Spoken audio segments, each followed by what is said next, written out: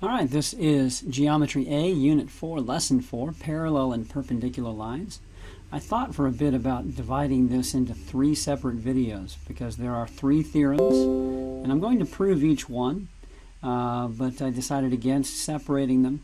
But do note there are 3 theorems. You can jump ahead or go back and catch any particular one that you want. The first one I want to prove is something called the parallel transitive theorem. The transitive property says two things equal to the same thing or equal to each other. The parallel transitive property says two lines parallel to each other, to the same line, are parallel to each other. Two lines parallel to the same line are parallel to each other. Okay, and the way I'm going to do this, I'm going to set this up. A, it is given, is parallel to B. A is parallel to B. So I'll indicate that with these arrows. And B is parallel to C. Now you might say, well, it's obvious then that A is parallel to C. That's not so obvious. And in proof, we cannot, there is no step in proof that says, well, it's obvious that, right? We have to cite rules. Okay, in order to do this proof, I'm going to draw a transversal that crosses all 3 lines. Crosses all 3 lines. Well, let's call this line T. Okay. All right, so as with any good proof, we're going to have statements and reasons, or statements and rules, as I like to use. The first statement is going to be the given. So statement 1, A is parallel to B, and B is parallel to C. How do we know that those are parallel? They are given. It's our starting condition. How do we know we're done with the proof? When we finish with this last line, A is parallel to C. Okay? Don't know the reason, and don't be tempted to put prove as your reason for the proof. That's never a reason for a proof. Okay? All right, so A is parallel to B. Well, what does that mean? I'm going to label some angles here. I'm going to label this angle 1 and this angle 2. If A is parallel to B, then by the corresponding angle postulate, we know angle 1 is congruent to angle 2.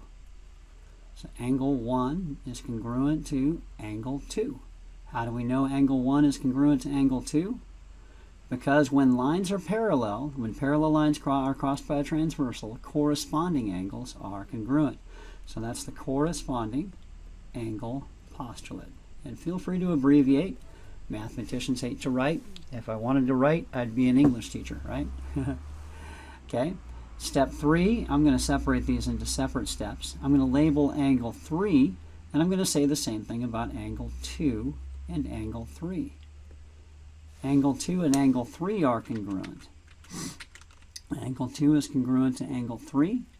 Reason? Again, the corresponding angle postulate, which says corresponding angles are congruent if the lines crossed are parallel. All right, so now step 4, look at this. I've got 1 congruent to 2, I've got 2 congruent to 3. Both 1 and 3 are congruent to 2. That is the transitive property of congruence. Two angles congruent to the same angle are congruent to each other. So here, let's state this. Angle 1 is congruent to angle 3. How do I know? That's called the transitive property of congruence. Transitive property of congruence. All right, I think we're ready for our last step. Now we have angle 1 congruent to angle 3. Angle 1 is congruent to angle 2. Angle 2 is congruent to angle 3. Angle 1 is congruent to angle 3. Those are corresponding angles for lines A and C. Okay? And so we use the converse of the corresponding angle postulate, which states that if corresponding angles are congruent, then the lines must be parallel. So line 5, A is parallel to C, and the reason stated is the converse. Note it's the converse because the corresponding angle postulate starts with congruent angles and concludes parallel. Or starts with parallel and concludes congruent angles. The converse of the corresponding angle postulate starts with congruent angles and ends with parallel. QED, quod erat demonstrandum. I said it, therefore I proved it. Okay. All right, so that ends our proof. So we know two lines parallel to the same line are parallel to each other. Let's go now to the next proof here. This is called the perpendicular transitive theorem, which says we're given two lines, A and B, that are perpendicular to the same line. So A is perpendicular to C, and B is perpendicular to C. Now I must add that this is all based on in the same plane. Okay, so they have to be on a flat surface. So this is all assuming in the same plane. The last one was too. In the same plane is assumed for all three of these theorems. Okay, but if we are in a plane, in a flat sheet of paper, a flat surface, if A is parallel to C and if A is perpendicular to C, this is the symbol for perpendicular, making 90 degrees. Perpendicular means 90 degrees. Okay, right angle perpendicular. If A is perpendicular to C and B is perpendicular to C, then A must be parallel to B. All right, let's prove it. So again, we start with statements and reasons. Statement and rule. Statement 1 should always be the given. A is perpendicular to C. Let's mark that. A, we did. A is perpendicular to C. And B is perpendicular to C. How do we know they're perpendicular? It was given. That's our starting condition. Okay. All right, and how do we know our proof is done? When we say A is parallel to B. Okay. All right. All right, so let's see. Step 2 here, let's say it this way. The measure of angle, let's call this 1 and 2. The measure of angle 1 equals 90 degrees. The measure of angle 2 equals 90 degrees. How do I know they're 90 degrees? Well, that's what perpendicular means. So the reason, or the rule we're citing, is the definition of perpendicular, which we stated was perpendicular means 90 degrees. Okay, so they're both 90 degrees. Well, if they're both 90 degrees, that means they're congruent, right? Angle 1 is congruent to angle 2. And how do we know they're congruent? Because the definition of congruent angles is two angles with the same measure.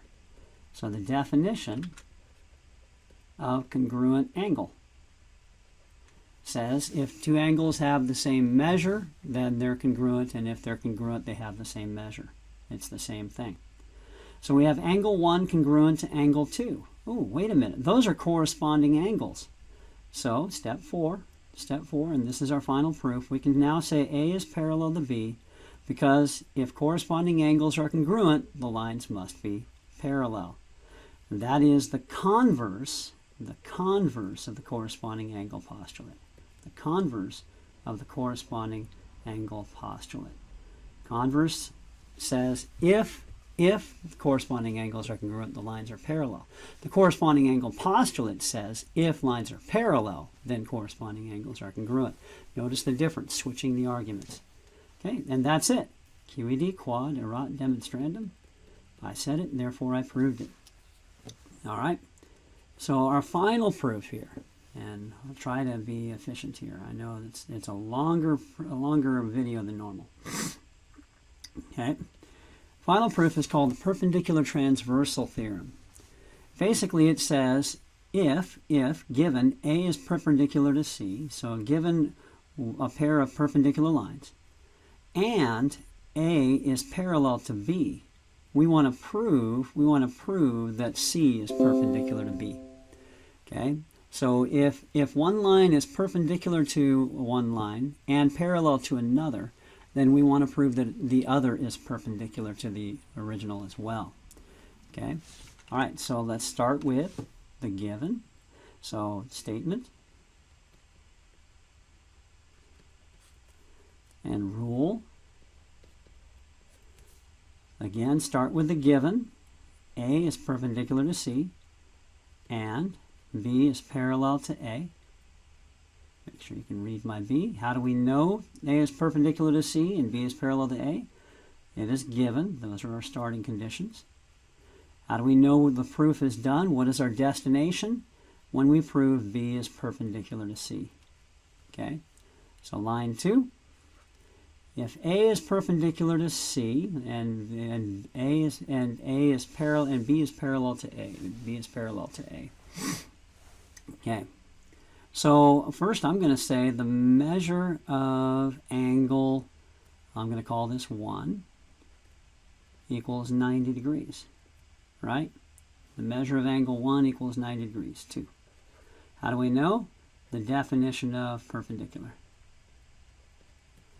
Okay, all right, so that's 90 degrees.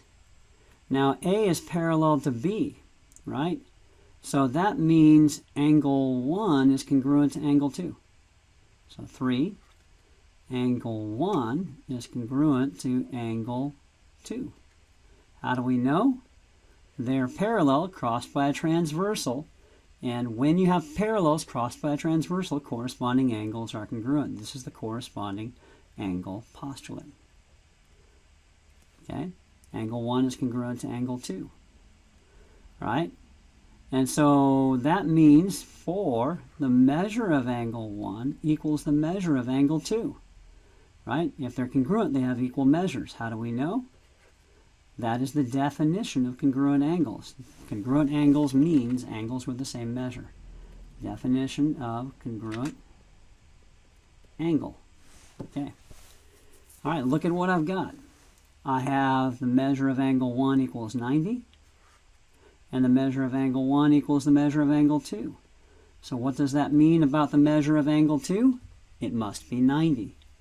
Two things equal to the same thing are equal to each other. That's the transitive property of equality. So the measure of angle 2 equals 90 degrees. How do I know?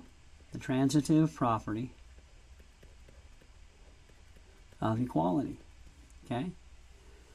Well, if the measure of angle 2 is 90 degrees, that means angle 2,